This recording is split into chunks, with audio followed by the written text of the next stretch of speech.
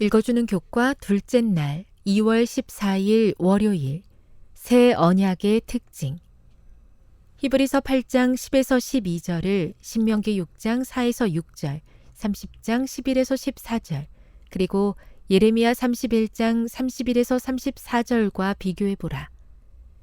이 말씀들이 새 언약의 본질에 대해 무엇을 가르쳐 주는가? 히브리서에 나타나는 새 언약은 예레미야에 기록되어 있는 말씀을 다시 언급하고 있다. 예레미야에 의하면 새 언약에 대한 하나님의 약속은 사실 당신께서 모세를 통해 이스라엘과 처음 맺으셨던 언약을 갱신하신 것이었다. 그러므로 예레미야 31장은 새로운 언약을 말하고 있는 것이 아니라 이스라엘과 맺은 처음의 언약을 갱신하신 것이라고 주장할 수 있다. 새로운이라고 해석되는 히브리어 하다샤는 갱신과 완전히 새로운이라는 두 가지 뜻을 모두 나타낼 수 있다. 옛 언약의 문제는 백성들이 그 언약을 깨뜨렸다는 데 있었다. 언약 자체가 아니라 사람에게 문제가 있었던 것이었다. 만약 이스라엘이 상징들을 통하여 오실 메시아를 바라보고 그들의 믿음을 그분에게 두었다면 언약은 깨지지 않았을 것이다. 그런데 공평하게 말하자면 이스라엘 역사 가운데서도 삶 속에서 언약의 목적들이 성취되고 마음에 율법이 새겨져 있던 사람들이 많이 있었던 것도 사실이다. 새 언약이 옛 언약을 갱신한 것이기는 하지만 그 속에는 분명 완전히 새로운 측면도 존재한다. 예레미야의 새 언약에 관한 약속은 포로 생활 이전에 존재했던 언약의 조건, 즉 이스라엘의 계속되는 반역으로 여러 차례 파기되고 갱신되기를 반복했던 그 언약의 조건들이 갱신되는 것만을 의미하는 것은 아니었다. 대신 하나님께서는 새 일을 하시겠다고 약속하셨다.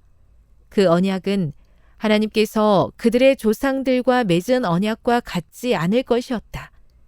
백성들의 불충실함으로 인해 모세의 언약 아래서 하나님께서 허락하신 약속들은 전혀 성취될 수 없었다. 하지만 이제 아들에 의해 주어진 보증 덕분에 하나님께서는 당신의 언약의 목적들을 성취하실 것이었다. 하나님께서는 그분의 율법을 변경시키거나 기준을 낮추지 않으셨다. 대신 그분께서는 당신의 아들을 언약적 약속의 보증으로 보내셨다. 이것이 바로 그 언약이 저주를 포함하고 있지 않은 이유이다.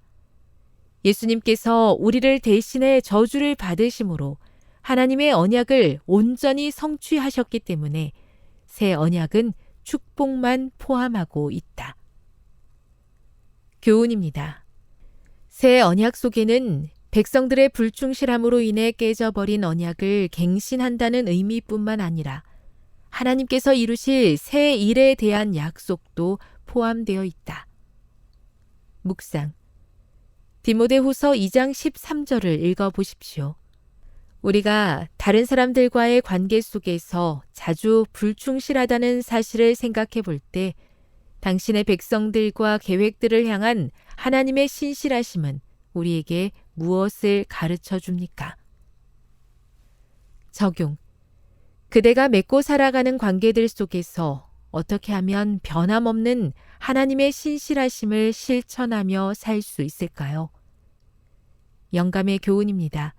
은혜 위에 세워진 새 언약. 옛 언약의 조건은 순종하라, 그리하면 살리라 였다. 사람이 이를 행하면 그로 인하여 살리라. 그러나 이 율법의 모든 말씀을 실행치 아니하는 자는 저주를 받을 것이라. 새 언약은 더 좋은 약속, 즉 죄의 용서의 약속과 마음을 새롭게 하고 마음을 하나님의 율법의 원칙과 일치하게 하는 하나님의 은혜의 약속 위에 세워졌다. 부조화 선지자 372.